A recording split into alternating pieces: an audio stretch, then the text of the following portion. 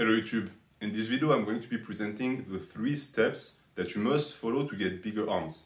And unlike what you might be thinking, I'm not going to show you 15 curl variations, because in reality any movement that involves a elbow flexion with a degree of shoulder flexion, depending on the direction, is going to help recruit the bicep or the tricep. So that's not going to be the main focus of my video, because in my opinion the crux of muscle building for naturals is programming. That's what's going to drive it. Exercise variation and exercise selection is a byproduct. It's something that is important because it makes up the program, but it's not the most important factor. And I would advise you to be very careful with the current trend on YouTube fitness that involves having a gazillion type of curls in your training, because in reality the only thing that does is it reduces neurological adaptation, it heightens technological and technical adaptation, and it makes it so that you never actually get bigger. You just get more adaptive at a certain level that you constantly relearn. So stay away from that. In this video, I'm going to tell you the steps that I think any trainee can take and will take by default when they want to get bigger arms. And that is going to be mostly relevant for people who are past the novice phase, because in reality, if you're a novice, anything you do for your arms is going to result in growth. And therefore, even if a strategy that involves a lot of exercise selection and variation worked for you, it doesn't make it good, because anything would have worked for you. You could have grabbed a chair, curled it, and your arms would have gotten bigger. So, the number one step is going to be compound movements, meaning that at some point or the other in the training, you're going to do a movement that, even though it doesn't primarily recruit the bicep or tricep, is going to involve it to a great extent. That includes chin-ups, rows for the biceps, it includes presses, both horizontal and vertical, for the triceps, like the bench or the overhead press. And in reality, when you just get started, it's fine just sticking to these. I don't have anything against novices focusing on the compounds. I understand that the compounds have a high technical rating as well. You need to practice them a lot, and you might not want to do curls or skull crushers on the side. Even though I personally recommend novices start doing isolation as soon as they start training, even just once a week.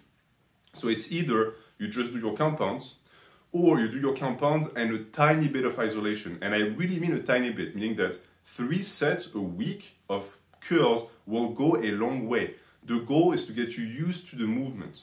But in reality, that is going to be extremely limited, meaning that there are certain freaks, certain outliers that can get away with compound movement only for the development of their arms. For the most part, it's going to be one portion of the arm. It's going to be either the tricep or bicep, never the two. I've never seen a natural have the two develop fast with only compounds. And these people are rare. Most likely, it's not going to be your case. So if you're the guy who has massive triceps with just bench, all the more power to you. But if you're not, then understand that you're going to have to move to step 2. And step 2 is isolation movements. That's when you start adding movements that only target to certain areas to your training. And that can be, as I said, just 3 sets a week, once a week. In my novice program, if you check it out, that's what I do.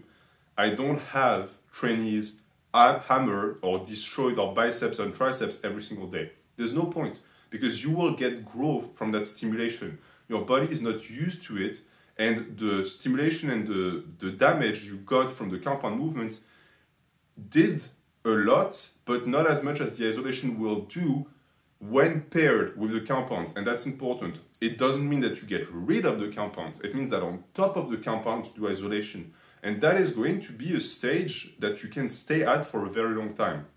There are certain things that I want to mention here. I speak about the bicep and tricep. The reason why is because the forearm is the lower arm. In this video, I only talk about the upper arm, but in reality, it also applies to it. Forearms is going to fall into the same category. Step 1 is you're going to develop it via your deadlifts and your pull-ups. Step 2 is you're going to start isolating it. So you can just add it to the equation. When I say bicep and tricep, I also mean forearm.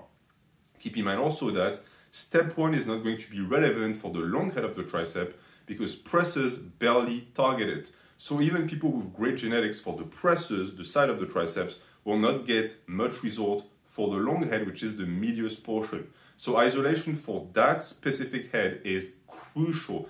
And if you want that core look of the arm with the nice sweep, you have to do your tricep extensions with shoulder flexion. So that also falls into step 2. And the strategy you're going to implement for that, because step 2 is going to be the lengthiest, in my opinion, you're going to start, as I said, with once a week, and then you're going to ramp it up. You can do it twice a week, and then 3 times a week, etc., etc. You will find that those small muscle groups, as long as you train them in a relevant range of motion and you don't overtax the tendon, recover quite fast. They don't have much of a work capacity, but they have a strong ability to recover. So the main and the key component of their growth is going to be frequency, because intensity by default is always going to be pushing you to failure, so it's a fixated value. Volume, you're not going to be able to get much volume in per session, so it's going to have to be weekly volume in. That increases with time and progression. And you can really drive that and ride that for a very long time, especially when you start implementing supersets and giant sets. And I highly encourage you do in step 2. So when you just get started and you just started doing isolation movements, I personally am not 100% against you having them as isolated sets. So you do a little set of skull crushers or curls and you rest for 2 minutes and you do it again, because you're not acclimated to the movement yet. But try and graduate from that stage as fast as possible, because it's really a waste of time. If you just did a set of bench, like accessory bench, superset your curls with it. You're not going to waste anything. You're not going to lose anything. You just did some pull-ups, do some squat crushes afterwards. What does it cost? Nothing. It's going to be slightly taxing on the metabolic system and the cardiovascular system, but it's great. It's going to bring your fitness up. So don't shy away from supersets. Isolation movements go infinitely well with them, so go ahead, do it as much as you can and as much as is relevant in terms of muscle fatigue. Now we're going to get to step 3, and step 3 is the last stop, because you cannot go any further than that in terms of how you're going to program for arm development, and that is going to be the arm day. An arm day is a day that is, as per the definition entails, focused around the growth of the arm, meaning that you're going to have the entire day scheduled around a curl or a tricep extension. But it doesn't mean that it's the only thing you will do.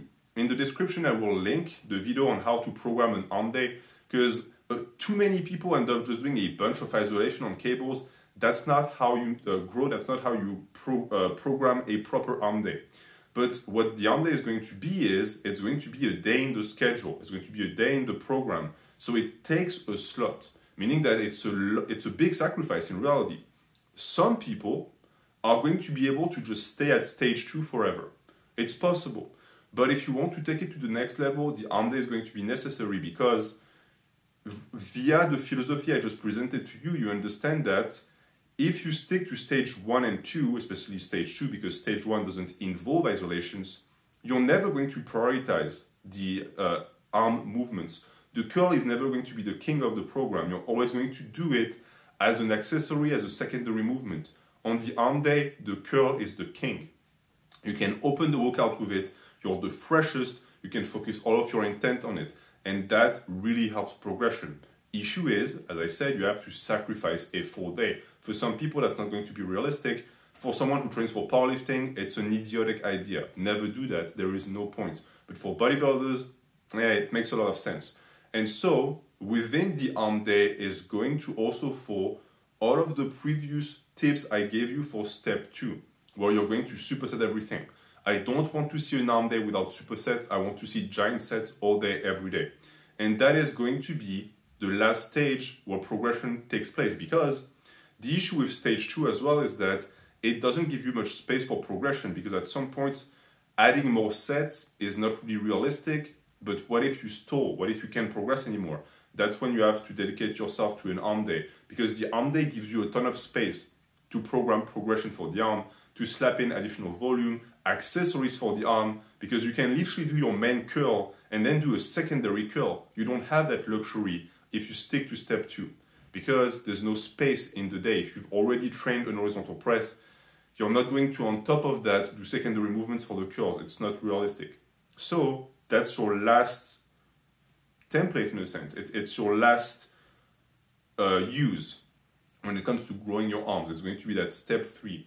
And that pretty much englobates it. For the most part, you're going to be at step 1 when you're a novice, then you're going to be at step 2 when you're a late novice intermediate, even though I recommend people actually start step 2 at a very minimal volume when they're still early novices, and then for people who are late intermediate, advanced, for arm development, they're going to jump on an arm day.